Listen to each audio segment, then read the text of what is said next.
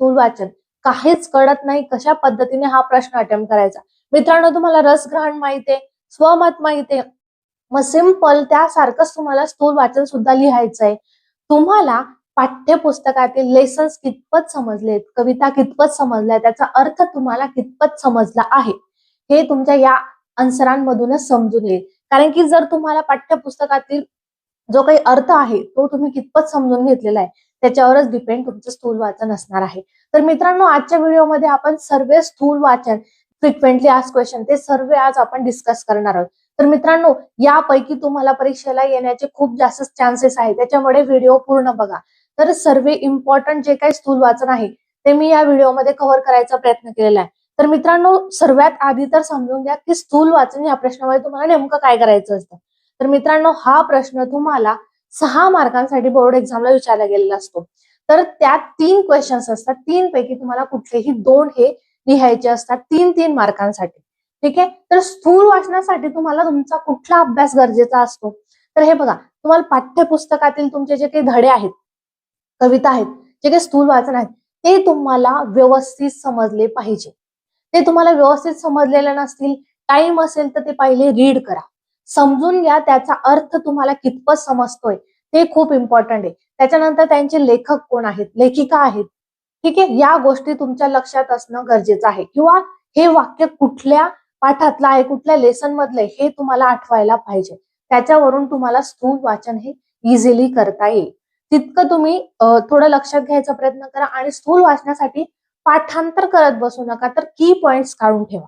ठीक आहे. ही महत्वाची मी गोष्ट सांगितली तुम्हाला की कुठलाही प्रश्न असो त्याच्यातले काही ना जे फ्रिक्वेंटली आस्क विचारलेले त्याच्यातले काही मेन कीवर्ड्स लक्षात ठेवायचा प्रयत्न करा. जर सपोज तुम्हाला टाइम नसेल किंवा आठवतच नाही पण कीवर्ड्स आठवतात, नुसते तुम्ही ते कीवर्ड्स वगैरे लिहून जरी थोडं 2-4 लाईन लिहिल्या तर तुम्हाला मार्क्स मिळून जातात. पण आपण बघणार आहोत की स्थूल वाचन नेमकं तुम्हाला एक्झाम मध्ये कशा पद्धतीने करायचं आणि व्यवस्थित कसं होईल. ठीक आहे. तर हा प्रश्न सुद्धा मित्रांनो खूपदा विचारला गेलेला आहे. टिपा लिहा, जसं तुम्ही इतिहास भूगोलमध्ये टिपा लिहा हा क्वेश्चन असतो, तशाच पद्धतीने तुम्हाला स्थूल वाचनामध्ये हा क्वेश्चन विचारला गेलेला असतो, टिपा लिहा. ठीक आहे. तर हा प्रश्न खूपदा रिपीट झालाय, तर तुम्ही हा प्रश्न करूनच जायचा. हा मी तुम्हाला एक्सप्लेन करून दाखवेल. असे बरेच सर्व क्वेश्चन्स आपण घेणार आहोत.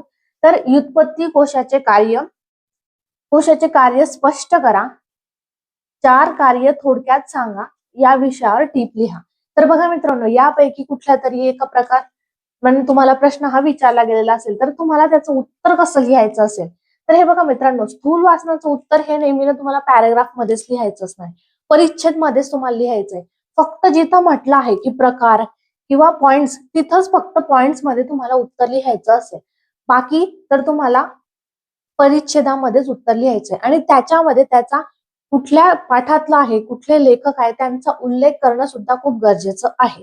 ठीक आहे. स्थूल वाचनामध्ये तर बघा, आपण व्युत्पत्ती कोशाचे कार्य यावर टिपा लिहा, तर कसं लिहायचं ते आपण बघू. तर बघा मित्रांनो, व्युत्पत्ती कोश या विषयावर टिपा लिहा, तर याच्यावर तुम्हाला टिप लिहायला लावली आहे.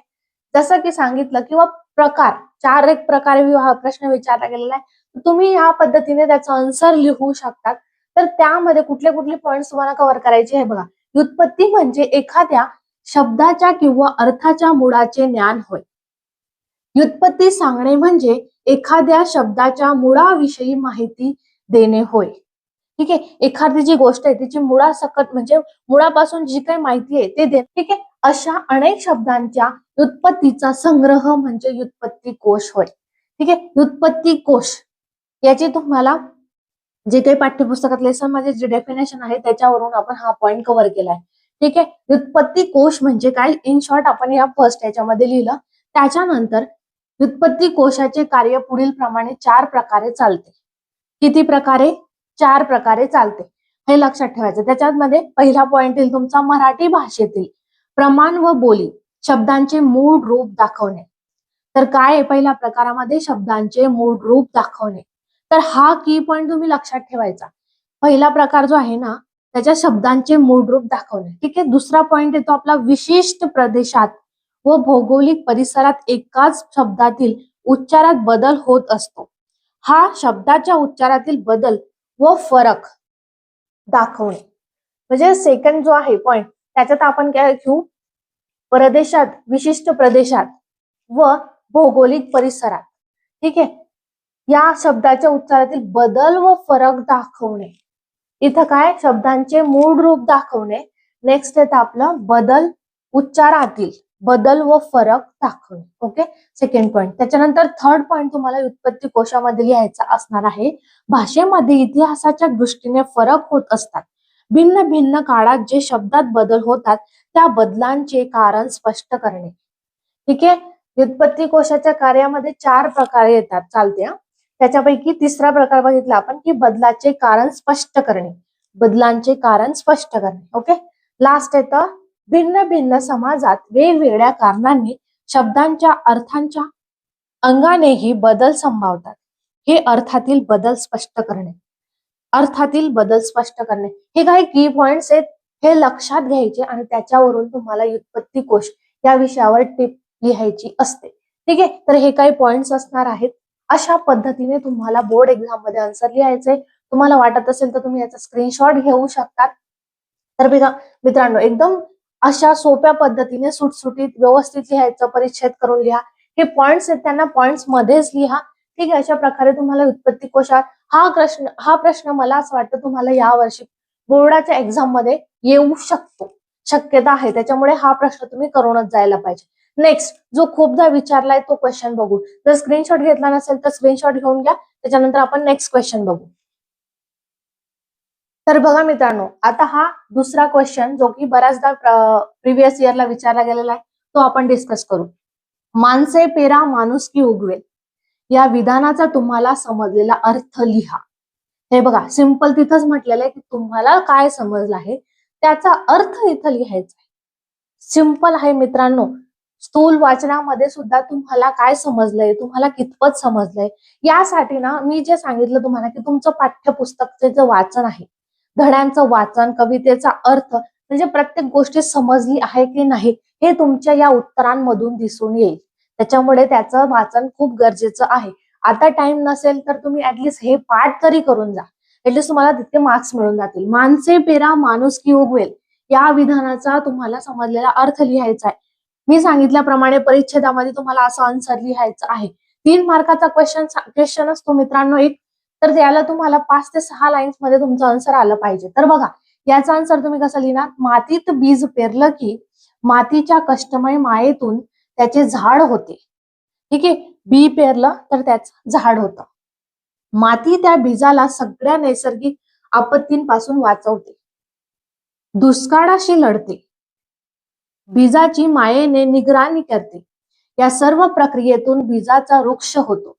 ठीक आहे, ही जी काही सर्व प्रक्रिया होते, नैसर्गिक आपत्तीपासून वाचवतो, दुष्काळापासून लढते, तर या सर्व गोष्टींची मायेतून निगराणी केल्यानंतर म्हणजे बीजाचे वृक्ष तयार होतो, वृक्ष होतो. त्याप्रमाणेच आजच्या मूल्यहीन समाजामध्ये चांगल्या संस्कारांच्या मातीत जर माणसांना पेरलं तर त्यातून मानवतेचा निकोप वृक्ष उभा राहील. ही पॉइंट्स लक्षात घ्या मित्रांनो. ते लक्षात घेऊन तुम्हाला याचा आन्सर लिहायचंय. तुम्हाला समजलेला अर्थ, पाठ्यपुस्तकातील शब्द जे आहेत ना ते त्यांचा जितका वापर करणार तितका तुम्हाला मार्क्स जास्त मिळतात. ठीक आहे, मातीत जर माणसांना पेरले तर त्यातून मानवतेचा निकोप वृक्ष उभा राहील अशी आशादायक भावना या विधानातून व्यक्त झाली आहे. नवविचारांच्या नव समाजात माणुसकीला बहर येईल व मानवजात सुखी होईल असा सर्जनशील आशय माणसे पेरा माणुसकी उगवेल या विधानातून व्यक्त होतो. कुठला अर्थ या विधानातून व्यक्त होतोय तर तुम्ही या पद्धतीने लिहिला. ठीक आहे, यात सिंपल लक्षात घ्यायचं की बी पेरलं वृक्ष झालं, तशाच पद्धतीने आपण समाधान संस्कारांचा बीज रुवायची आहे. ठीक आहे, अशा पद्धतीने तुमचं स्टोरी टाईप थोडं लक्षात ठेवायचा प्रयत्न करा. हा प्रश्न सुद्धा खूप सोपा आहे, हा सुद्धा तुम्हाला बोर्ड एक्झामला येऊ शकतो, त्याच्यामुळे हा सुद्धा प्रिपेअर करून घ्या, तितकाच इम्पॉर्टंट आहे. नेक्स्ट क्वेश्चन आपण बघू. तुम्हाला स्क्रीनशॉट घ्यायचा असेल तर याचा स्क्रीनशॉट तुम्ही घेऊ शकता. पुढचा प्रश्न आपण बघू. गिरिजा किर यांच्या बालनाटिकांचे विशेष लिहा किंवा टिपा लिहा. गिरिजा किर यांच्या बालनाटिकेंचे विशेष, यावर टिपा लिहायच्या आहेत. म्हणजे काय वैशिष्ट्य होते, काय विशेष होते त्यावर आपल्याला याचे स्थूल वाचन हे लिहायचं. मित्रांनो आता बघा, गिरिजा किरी यांच्या बालनाटिकांचे विशेष, हा सुद्धा बऱ्याचदा विचारला गेलेला तुम्हाला बोर्ड एक्झामला, तर तुम्ही अशा पद्धतीने स्थूल वाचन हे लिहू शकतात. गिरिजाबाईंनी बालकांसाठी सुद्धा लक्षणीय साहित्य निर्मिती केली. ठीक आहे, कोणासाठी? बालकांसाठी लक्षणीय साहित्य निर्मिती केली. त्यांनी 9 ते 12 वर्ष वयोगटासाठी आणि खास बालवर्गासाठी सुमारे 5 ते 9 वर्ष म्हणजे कोणासाठी? बालवर्गांसाठी नाटिका लिहिल्या. अशा की पॉइंट्स लक्षात ठेवा मित्रांनो, म्हणजे तुम्हाला ना उत्तर लिहायला, स्थूल वाचन लिहायला खूप सोपं जाईल. बालकांचे वय लक्षात घेऊन त्यांनी साध्या, सोप्या व जोडाक्षर विरहित बालनाटिका देण्याचाही प्रयत्न केला. गिरिजाबाईंच्या बालनाटिकेचे त्या काळाच्या तुलनेत एक खूप महत्वाचे वैशिष्ट्य आहे. आपल्याला काय लिहायला लावलंय? विशेष. म्हणजे काय विशेष होतं व त्यांच्या बालनाटिकेमध्ये ते आपल्याला याच्यात स्पष्ट करायचं असणार आहे. 3 मार्कांचा क्वेश्चन असल्यामुळे 5 ते 6 लाईन मध्ये तुमचं एवढं आन्सर अपेक्षित आहे. ठीक आहे, तर साधारणपणे लहान मुलांना अद्भुतरम्य व चमत्कारावर आधारित कथानके आवडतात असा समज असतो. गिरिजाबाईंनी या समजाला छेद दिला आणि त्यांनी वास्तवावर आधारित व बालनाटिका लिहिल्या. ठीक आहे, मुलांचे भावविश्व व त्यांच्या गरजा यांना प्राधान्य देऊन बालनाटिका लिहिल्या. त्यांच्या बालनाटिकांचे आणखी एक वैशिष्ट्य म्हणजे त्यांची चित्रदर्शी शैली. ठीक आहे, चित्रदर्शी शैली. त्यांच्या नाटिकांमधला प्रसंग समोर जिवंतपणे घडत आहे असे वाटत राहते. त्यामुळे त्यांच्या बालनाटिका पाहताना प्रेक्षक खिळून बसतात. एकंदरीत त्यांच्या बालनाटिका वैशिष्ट्यपूर्ण आहेत. अशा पद्धतीने तुम्हाला याचं स्थूल वाचन करायचं असणार आहे. तुम्ही स्क्रीनशॉट घेऊ शकता. ठीक आहे, नेक्स्ट आपण बघूयात आता. तर बघा मित्रांनो, आता नेक्स्ट आपला आहे, हा प्रश्न पण विचारला गेलेला आहे प्रिव्हियस इयरला. मधूचे कृत्य संवेदनशील मनाचे उत्तम उदाहरण आहे. या विधानाबाबत तुमचा अभिप्राय स्पष्ट करा. बघा मित्रांनो, स्पष्ट म्हटलंय की तुमचा अभिप्राय काय, तुमचं मत काय, तुमच्या याच्यावर लिहायचं आहे, तुमच्या मतानुसार. फक्त मार्क जास्त मिळण्यासाठी मी काय सांगितलं तुम्हाला, की तुम्ही पाठ्यपुस्तकातील शब्दांचा वापर जास्त करा. ठीक आहे, आणि तुम्हाला समजलेला अर्थ जितक्या सोप्या आणि सिंपल भाषेत तुम्ही आन्सर लिहिणार तितके तुम्हाला जास्त मार्क्स मिळतात. तर हे सुद्धा बालसाहित्यिका गिरिजा किरी या पाठाच्या आधारे मधूचे कृत्य संवेदनशील मनाचे उत्तम लक्षण आहे. या विधानाबाबत तुमचे मत स्पष्ट करा. तर ठीक आहे, कुठल्या पाठाच्या आधारे किंवा कुठले लेखक आहे या गोष्टी तुम्हाला इम्पॉर्टंट आहे, ते लक्षात ठेवायचं. त्यावरून आपल्याला हे स्थूल वाचन करायचं, तुम्ही बघू शकता. ठीक आहे, याचा स्क्रीनशॉट सुद्धा घ्यायचा असेल तर तुम्ही याचा स्क्रीनशॉट घेऊन. हा क्वेश्चन सुद्धा मित्रांनो, हा क्वेश्चन सुद्धा प्रिव्हियस इयरला विचारला गेलेला आहे. गिरिजा किरी यांच्या यळबंबू डब्बू या कादंबरीतील विनोद तुमच्या शब्दात लिहा. विनोद लिहायचा आहे तुम्हाला तुमच्या शब्दामध्ये. तर खालील दिलेली कृती सोडवा, म्हणजे तो स्थूल वाचनाचा क्वेश्चन आहे. तर गिरिजा किरी यांच्या यळबंबू डब्बू या बाल कादंबरीचे कथानक थोडक्यात सांगून त्यातील गंमत तुम्हाला यात सांगायची असणार आहे. ठीक आहे, कुठली गंमत आहे ते तुम्हाला पाठ्यपुस्तक वाचलेलं असेल त्याच्यावरून तुम्हाला लगेच क्लिक होईल. आणि त्याच्यासाठी काय आन्सर लिहायचं स्थूल वाचन ते तुम्ही इथं बघू शकता. याचा सुद्धा स्क्रीनशॉट घेऊन घ्या, तुम्हाला हेल्प होऊन जाईल. याच्यात काही एक्सप्लेन करायची गरज नाही मित्रांनो, कारण की हे बघा, विनोद जो काय आहे, तो गंमत जी काय आहे ती तुम्ही तुमच्या शब्दात लिहायची आणि तुम्ही अशा प्रकारे हे लिहू शकतात. खूप सिंपल पद्धतीने त्याचा स्क्रीनशॉट घेऊन घ्या, तुम्हाला हेल्प होऊन जाईल अभ्यास करण्यासाठी. ठीक आहे, जे जे काही इम्पॉर्टंट क्वेश्चन आहे स्थूल वाचनाचे ते सर्व मी यात कव्हर केलेले आहेत. त्याच्यामुळे प्रत्येक एक्सप्लेन करण्याची गरज आहे असं मला वाटत नाही, कारण की तुम्हाला एक टेक्निक समजली स्थूल वाचनाची, त्याच्यावरून तुम्ही स्थूल वाचन लिहू शकता. तर मित्रांनो, हा सुद्धा एक इम्पॉर्टंट क्वेश्चन आहे स्थूल वाचनाचा, प्रिव्हियस इयर मध्ये विचारला गेलेला आहे. त्याचं सुद्धा जिद्दी लेफ्टनंट स्वाती महाडिक यांच्यावर तुम्हाला टिपा लिहायची आहे. तर तुम्हाला असं 5 ते 6 ओळींमध्ये उत्तर लिहायचंय परिच्छेदामध्ये. तर याचं सुद्धा आन्सर तुम्ही असं लिहू शकता. तुम्ही बघून घ्या, स्क्रीनशॉट घेऊन घ्या.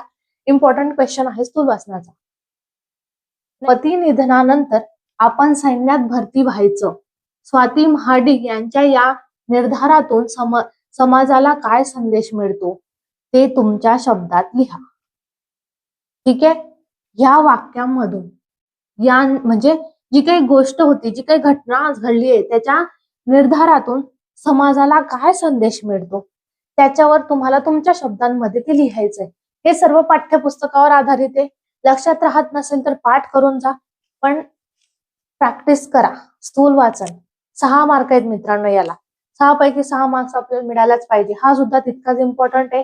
तुम्ही बघू शकता अशा पद्धतीने तुम्हाला स्थूल वाचन करायचंय. नेक्स्ट क्वेश्चन हे बघा, हा सुद्धा विचारला गेलाय. प्रेम आणि आपुलकी या गोष्टीमुळे भरकटलेली मुले पुन्हा स्वगृहीत जाण्यास तयार होतात. हे विरंगना या पाठाच्या आधारे स्पष्ट करा. कुठल्या विरंगना ते देऊन दिले त्यांनी, कुठल्या पाठाच्या आधारे करायची. ठीक आहे, त्याचे लेखक तुम्हाला माहित असणं गरजेचं आहे. विरंगना या धड्याचा तुम्हाला अर्थ पूर्णपणे समजला असेल तर तुम्ही स्थूल वाचन खूप छान पद्धतीने लिहू शकता. आता शेवटचे 2 क्वेश्चन आहेत मित्रांनो इम्पॉर्टंट. स्थूल वाचनाचे. भरकटलेल्या मुलांसाठी रेखा मिश्रा यांनी केलेले कार्य तुमच्या शब्दात लिहा. बघा, जो काही मागे गेला त्याच क्वेश्चन सारखाच क्वेश्चन आहे, म्हणजे रिपीट झालाय. विरंगना या पाठातीलच आहे. ठीक आहे, तर तुम्हाला हा जो पाठ आहे ना मित्रांनो विरंगना स्थूल वाचन, तर हे तुम्ही थोडं पक्क करून जा. हा सुद्धा तितकाच इम्पॉर्टंट आहे जितकं व्युत्पत्ती कोश हे इम्पॉर्टंट होतं, तर विरांगना हे सुद्धा तितकंच इम्पॉर्टंट आहे. त्याच्यामुळे हा पाठ पुस्तकातून व्यवस्थित वाचून घ्या, अर्थ समजून घ्या. यावर सुद्धा बरेच क्वेश्चन तुम्हाला स्थूल वाचनात विचारले गेलेले आहेत, बघू शकतात तुम्ही. त्याच्यानंतर मित्रांनो लास्ट आणि इम्पॉर्टंट व्युत्पत्ती कोश. हे बघा, मी जसं तुम्हाला सांगितलं की हे खूप जास्त इम्पॉर्टंट आहे. हे तुम्ही करूनच जा. याच्यावर तुम्हाला हमखास एक स्थूल वाचनाचा क्वेश्चन येईल म्हणजे येईल. तर खालील मुद्द्यांच्या आधारे एक परिच्छेद तयार करा. 7 ते 8 वाक्यांमध्ये. 7 ते 8 वाक्यांमध्ये तुम्हाला एक परिच्छेद लिहायचा असणार आहे. त्याच्यात कुठले पॉइंट्स करायचे ते सुद्धा त्यांनी दिलंय. तुमच्या शब्दात तुम्हाला फक्त पाठ्यपुस्तकाच्या आधारावर तुमच्या मांडणी करायची असणार आहे. निर्मितीचा ठराव, निर्मितीची जबाबदारी, निर्मितीसाठी अर्थसहाय्य, त्यांचे प्रकाशन. ठीक आहे, सेम क्वेश्चन आहे. तसाच अशा प्रकारे किंवा अशा प्रकारे क्वेश्चन विचारला जाईल. सिंपल आहे, क्वेश्चन एकच आहे, फक्त विचारण्याची पद्धत वेगळी असू शकते. ठीक आहे, तुम्हाला तर व्युत्पत्ती कोश याचा आन्सर तुम्ही अशा पद्धतीने लिहू शकतात. 5 ते 7 वाक्यांमध्ये तुम्हाला 7 ते 8 वाक्यांमध्ये तुम्हाला याचा आन्सर लिहायचा आहे. अशा प्रकारे तुम्ही आन्सर लिहू शकतात आणि चांगले मार्क्स मिळवू शकतात. तर मित्रांनो याचा सुद्धा स्क्रीनशॉट घेऊन घ्या. अशा पद्धतीने मित्रांनो जे काही खूप इम्पॉर्टंट स्थूल वाचनाचे क्वेश्चन आहेत तेच आपण आजच्या व्हिडिओमध्ये कव्हर केले. त्याच्यामुळे प्रत्येक जो काही क्वेश्चन आहे तो करूनच जा. यातूनच तुम्हाला स्थूल वाचनाचा क्वेश्चन येणार आहे. नक्कीच तुम्हाला हा व्हिडिओ खूप हेल्पफुल ठरेल.